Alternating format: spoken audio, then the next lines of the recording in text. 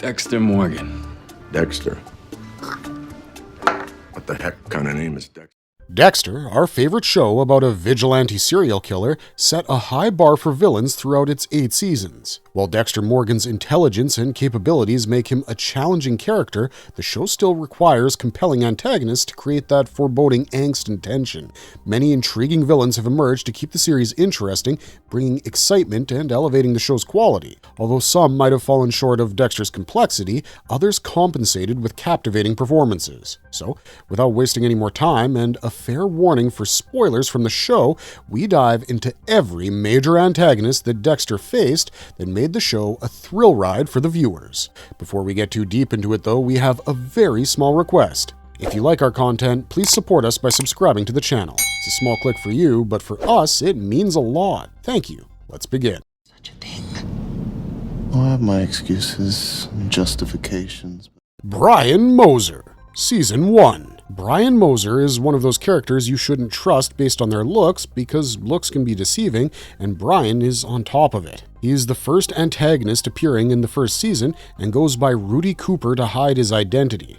In the final part of the season, viewers discover Brian is Dexter's biological older brother and son of Laura Moser. As a kid, he witnessed the traumatic murder of his mother, Laura, who was brutally dismembered with a chainsaw. After that, Brian and his brother Dexter were abandoned inside a bloody shipping container. When the police found them, the brothers were unfortunately separated. This event profoundly impacted him, slowly changing him into a calculating and cautious person. He was highly intelligent and very meticulous in his methods, which made him a very dangerous serial killer. He was known as the Ice Truck Killer when he started his killing spree. Police found countless dismembered and bloodless bodies of prostitutes, which led them to start a difficult investigation as the killer was hard to catch and hiding in plain sight, which nobody had any idea about. He used a custom refrigerator unit in his apartment where he would tear apart the victim's body, wrap up the body parts, and discard them in public places. To keep the process less messy, he would drain the victim's blood beforehand before cutting up the corpse. He used this method to kill around 11 prostitutes, but the count could be higher than that. Brian killed other people through different methods, sometimes when necessary. When he killed Joe Driscoll to get close to Dexter, he made the death appear like a cardiac arrest. Brian killed people apart from prostitutes like Rudy Cooper to steal his identity, Irma Holt to cover his tracks, and Fred so that he could steal his car. He left crafty yet cryptic puzzles whenever his murder victims were discovered for his brother Dexter to reunite with him. But he didn't like Dexter's loyalty to Deborah, so he used her to get Dexter's attention. To save Deborah's life from his brother's vicious plan, Dexter killed Brian and made it look like a suicide by slashing his throat and draining his blood in Brian's apartment. Lila West, Season 2. Lila is a young woman with an appearance that could seduce anybody. She might seem fun-loving at first, but in truth, she's quite controlling, obsessive, and manipulative. When things don't go the way she wants, she sets those things on fire. Lila was a sponsor for Narcotics Anonymous when she joined, claiming to have overcome her meth addiction. This anonymous group is where she met Dexter and was intrigued by this mask where he hides his darkness. She also works as a sculptor and steals items that are used in her abstract project, which are quite disturbing. What makes Lila dangerous is her setting things on fire. She's responsible for 4 arson incidents, one where she set her ex-boyfriend's house on fire, which killed him. Lila even set her own loft on fire to get Dexter's sympathy and attention when they were breaking apart as a couple. The cabin in the Everglades exploded because of Lila, which killed Sergeant Doakes. And when she knew Dexter was out to get her, she set her loft on fire again with Astor, Cody, and Dexter inside to kill them all. Dexter didn't like Lila's increasingly reckless and attention-seeking behavior, and it posed the risk of exposing his dark secret of being a serial killer. Her manipulative and unstable behavior, with a sinister mindset, ultimately drove Dexter away. The final straw, which affirmed to Dexter that it was Lila's time to die, was the cabin explosion incident which killed Sergeant Doakes. Lila discovers his plan, so she flees to Miami. Dexter tracks her down, finds her in Paris, and kills her by stabbing her in the heart. He made her death quick and painless, which is quite different from what he usually does. Because I found out that he's a fucking Bay Harbor butcher. Please just open this fucking gate.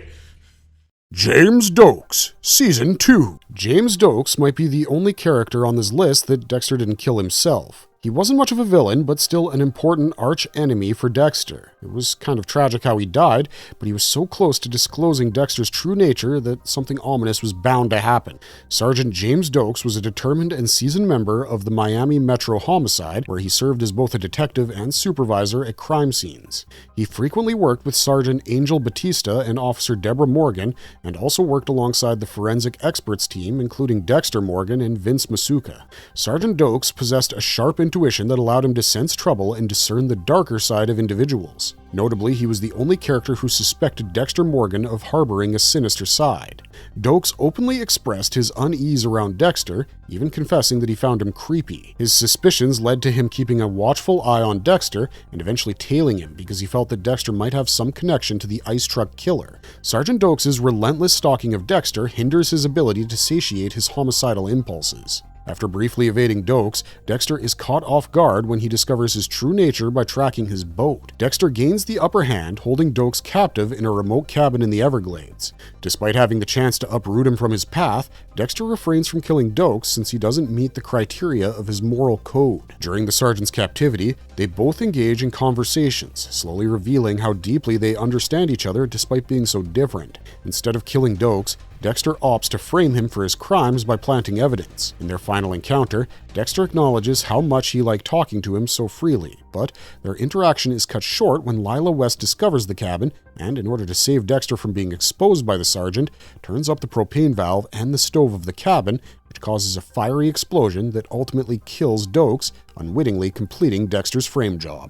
Miguel Prado, Season 3. After chasing Freebo for a while, Dexter successfully frames him for the crimes he's committed. While killing Freebo himself, he's caught by Assistant District Attorney, ADA, Miguel Prado, who thanks him instead of turning Dexter in, which builds an uneasy trust between the two men. Miguel Prado was a zealous advocate for justice who wielded influential power in Miami due to his tough stance on crime. He was well respected by law enforcement and the community, but had a deep-seated disdain for defense attorneys because he believed they enabled the release of ruthless criminals. Despite his strong moral convictions, Miguel was willing to bend the rules and employ questionable tactics to achieve his goals. But after forming a connection with Dexter, Miguel worked to earn his trust, eventually becoming someone Dexter considered a close friend. Aware of Dexter's secret life as a killer, Miguel's instinct was to take action, and he repeatedly encouraged Dexter to allow him to participate in his vigilantism, which, to be honest, was starting to sound suspicious. Dexter was uncomfortable sharing his tactics initially, but he eventually taught Miguel some of his techniques and his code of not killing anybody innocent. After Miguel commits his first kill with Dexter, he develops bloodlust, which turns him into someone he wasn't before. His dislike for defense attorneys leads him to murder Ellen Wolfe, whom he dislikes. When Dexter reprimands Miguel for killing someone innocent, their friendship starts to fall apart. Miguel even tells Dexter that he'll do whatever he wants. When Miguel targets Maria Laguerta next, Dexter intervenes and permanently puts an end to their friendship by strangling Miguel to death and framing the murder on George King by using his modus operandi. George King, Season 3. George King was known as Jorge Orozco when he was working for his country's army. He then moved to the U.S. and settled in Miami, where he started his own tree trimming company. King is the type of guy with a bit of an ego problem and takes it as a sign of disrespect if someone doesn't show up when they owe him, even though he has repeatedly mentioned it's not about the money. So when Freebo disappears, he thinks that he cheated on him, which makes him furious. Eventually, King starts torturing and killing the people who have any connection to Freebo. His modus operandi was slowly removing the flesh of the people he was interrogating with a machete. The torture would continue for hours, sometimes even for days. That's how George King became known as the Skinner and the prime target of Miami Metro Homicide. King is taken into custody for abducting and torturing Anton Briggs, but in a calculated move, Miguel Prado uses his influence to secure King's release and manipulates King into targeting Dexter. Miguel deceives King, telling him Dexter is the sole person aware of Freebo's whereabouts. To gather information, King kidnaps Dexter, intending to torture him. At this point, it's clear that King gets a sadistic pleasure in skinning people while interrogating them. Nevertheless, Dexter manages to escape and ultimately kills King by dropping his body from the upper level of the warehouse. The incident cleverly resembles a suicide, with King's body being dragged several feet, resulting in his face being skinned, which is a grim irony. Don't touch my sister. Arthur Mitchell, Season 4. If there's one antagonist in the Dexter series who seems harmless and innocent on the surface, but is actually malicious and threatening, it would be none other than Arthur Mitchell. He's a notorious serial killer who hasn't been apprehended for almost 30 years, popularly known as the Trinity Killer. When Dexter meets him, he is very much intrigued by his ability to lead a dual life as a family man and a killer for such a long period of time. For 3 decades, Arthur Mitchell presented himself as a positive pillar of the community where no one would place any doubt against him. He used to work as a high school teacher, volunteered locally, and held a leadership position in his church. Additionally, Arthur set up a network of 4 Walls, 1 Heart locations nationwide. These charitable endeavors were cleverly used as a cover for his heinous crimes, which provided him with the perfect alibi during his killing sprees. Over the years, Arthur has used several methods to kill his victims. In the case of child murders, each of them was subdued and held hostage for days before being sedated and burned alive. In his bathtub murders, who were mostly women, he would subdue them, remove their clothes, and place them into a bath before draining their blood. Mitchell's jumper murders were the ones where he would force women to jump from a ledge. His most brutal killing method was the bludgeoning murders, where any blunt instrument was used to repeatedly strike a man's head. To learn valuable insights from Mitchell, Dexter befriends him, and despite recognizing the danger the killer poses, he spares his life on multiple occasions. However, Dexter soon discovers that Arthur's happy family life is just a facade, when, in reality, his wife and children are terrified of his violent and unstable nature. When Mitchell uncovers Dexter's deception, he threatens to ruin his life if Dexter doesn't leave him alone. In the end, Dexter kills Mitchell using his bludgeoning method, but little does he know that Mitchell has stood by his promise. Arthur murdered Dexter's wife, Rita, in the bathtub, which was his twisted revenge. Jordan Chase, Season 5. In the eyes of the public, Jordan Chase is a widely admired and respected member of society who seems wise, helpful, and friendly. He's a famous author and motivational speaker, but unbeknownst to his followers, Jordan leads a secret life. He's the leader of the Barrel Girl Gang, which is a group of sadistic men responsible for kidnapping, raping, and killing several women. The torture the captured women go through is recorded. Jordan often intimidates his victims by saying, "Tick-tock, tick-tock, that's the sound of your life running out," all the while propping his watch beside their ears. Jordan doesn't feel an inch of remorse for his role in the brutal murders of 12 innocent women. In fact, he tries his level best to avoid getting his hands dirty, which is why his lackey, Boyd Fowler, kills the women in his place. Lumen Pierce is Jordan's 13th victim, who is somehow able to escape his clutches. Dexter rescues her, and the two form an unlikely alliance and start hunting down the group's members one by one. When Chase is the last one remaining, he kidnaps Lumen to lure Dexter into a trap. However, Dexter gains the upper hand by stabbing him in the leg, which wipes him out for some time. When he regains consciousness, Dexter lets Lumen do the deed. Although tied up, Jordan keeps on goading Lumen, which infuriates her, and she ultimately stabs him in the heart.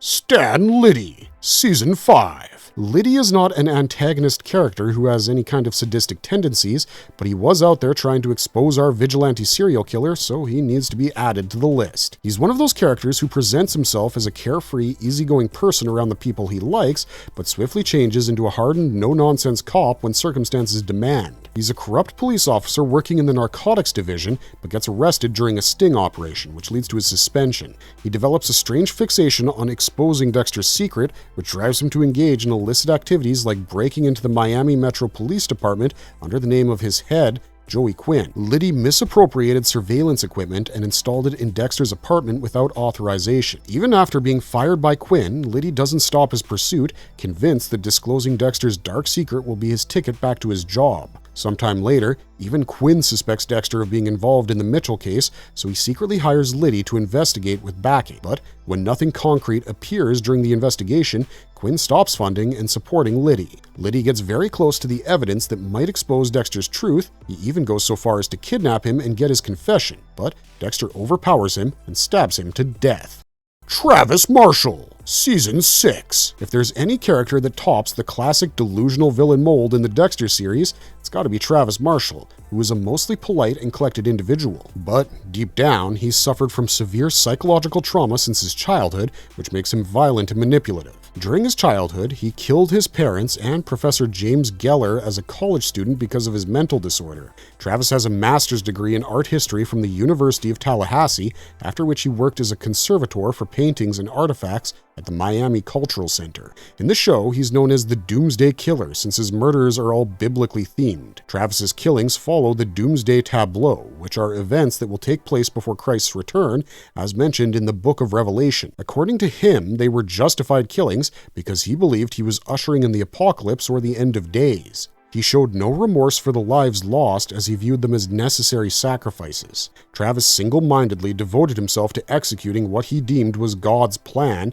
and successfully brainwashed 2 followers, Steve and Beth Dorsey, into assisting him in committing his heinous crimes. He was able to pull off several major tableau killings before Dexter captured him. Omar Rivera was the first kill to showcase the 7-headed serpent tableau, followed by Nathan Robert, killed to show the 4 horsemen tableau. The third kill was Aaron Baer, who was used to show the Angel of Death tableau, followed by Holly Benson, who was supposed to represent the Whore of Babylon. In Holly's case, Travis had second thoughts, so he spared her life, but thinking it was a mistake, he recaptures and kills her anyways. When Dexter captures Travis, he straps him to an altar inside of the church and, after one last conversation, stabs the blade inside Travis's chest. After that, Dexter is caught by his sister Deborah, who starts to piece together all the information about her brother's actual identity.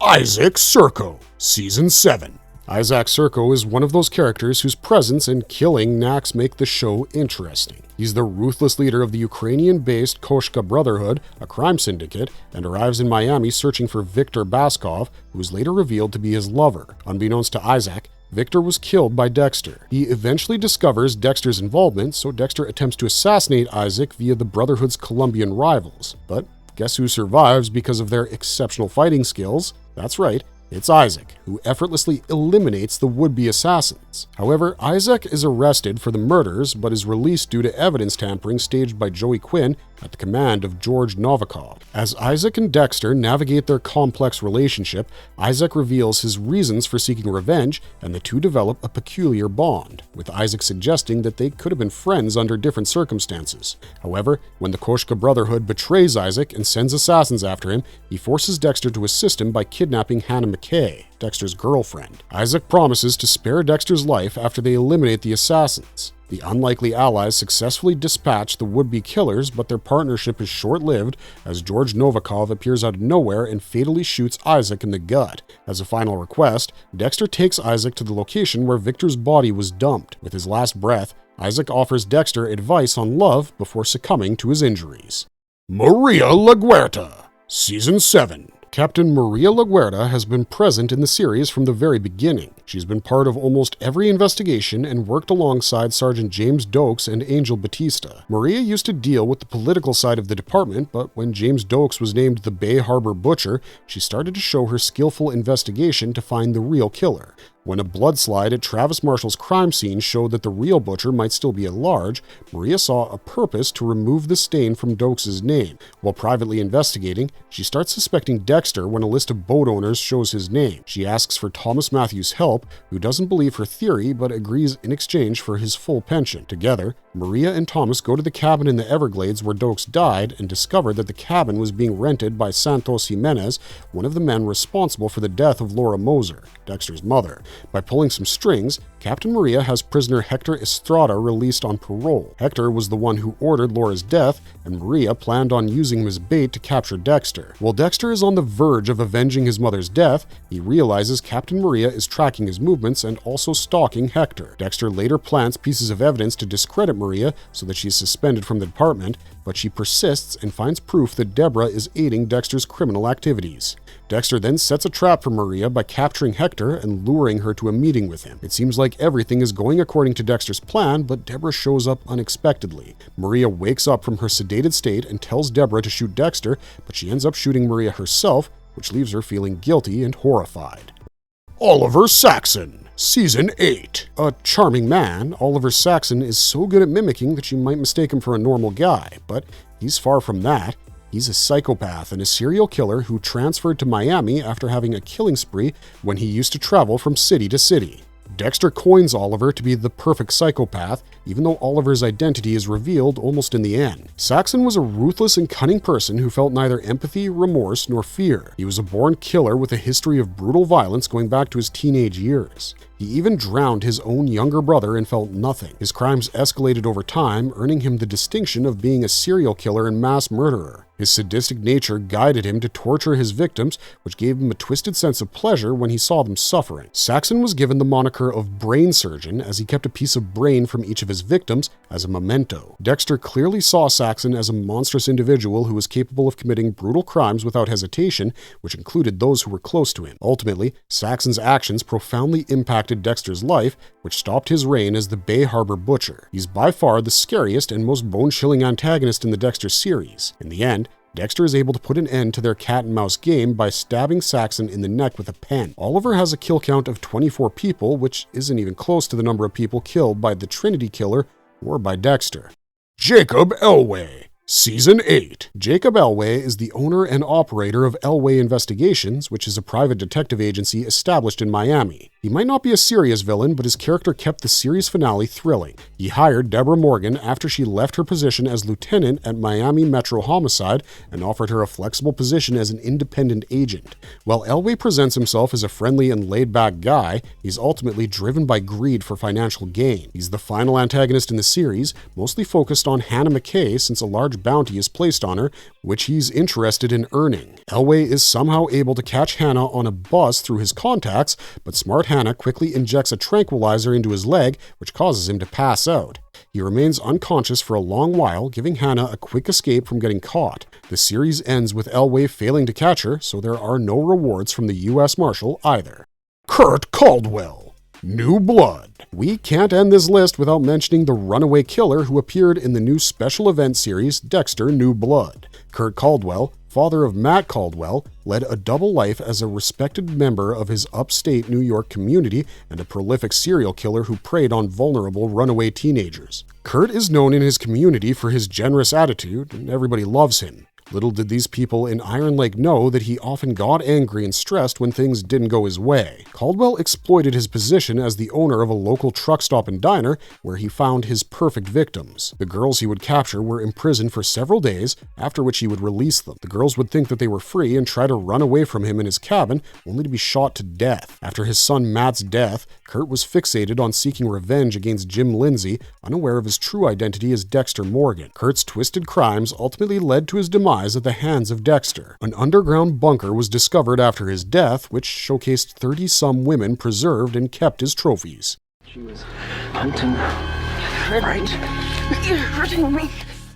Marvelous verdict. Sure, there are evils like Arthur Mitchell and Oliver Saxon.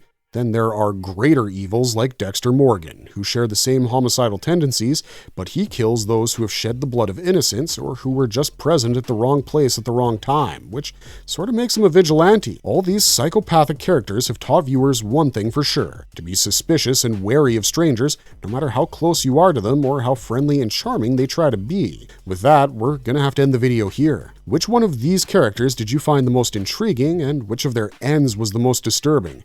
We want to hear about it in the comments down below. And, as always, if you liked our content, don't forget to leave a like and subscribe to us if you haven't already. Thanks for watching, stay safe out there, and have a marvelous day.